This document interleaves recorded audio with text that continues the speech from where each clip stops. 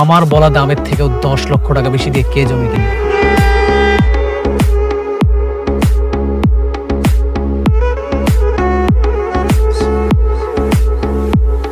অনেক তুই অবাক হচ্ছিস? তোর পছন্দের একটা জমি কিনে ফেললাম, এটাই তোর চোখ কপাল উঠে গেল? অবাক হই নাই। তুই এত টাকা কোথায় পাইলি? 2 দিন আগেও তো তুই টাকার জন্য আমার কাছে পা ধরতে গেছিলি।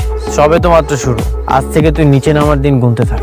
তোর আমি এমন অবস্থা করবো তুই আর কখনো সাহস করবি না কারোর সাথে বেইমানি করার। আমার কাছে মনে হচ্ছে যে এখন মনে হয় গেমটা জমে গেল রে। কারণ আগে তো শুধুমাত্র আমি বড়লোক ছিলাম, টাকার জন্য তুই আমার কাছে আসতিস, খেলাটা না জমতো না। এখন মনে হচ্ছে খেলাটা জমে যাবে। তুই দিন গুনতে থাক, পরে যে চালটা আসতেছে সেটার জন্য রেডি থাকিস।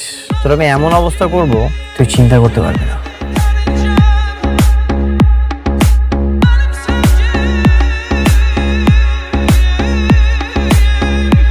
অল্প কদিন আগেও এই সোফায় বসা অবস্থায় ওই ছেলেটা আমার কাছে এসে 4 লক্ষ টাকা চেয়েছে। ভিক্ষুকের মতো করে চেয়েছিল, আমরা কেউ দিইনি। সেই ছেলে এখন তোমার পছন্দের 3 কোটি টাকা দামের জমি কি করে কেনে? সেই খোঁজটাই তো আমিও নিচ্ছি। এত তাড়াতাড়ি বড়লোক হওয়া কোনোভাবেই সম্ভব না। আমার কাছে মনে হচ্ছে এখানে কোনো রহস্য আছে। কিন্তু সেটা কি?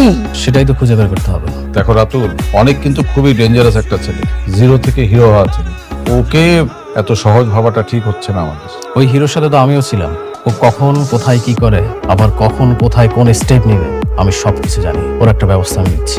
আচ্ছা বাবা, শান্তার সাথে তোমার বিয়েটার এটা কি করলা? সবই হবে। দেখো রাতুল, তুমি অনেকের সাথে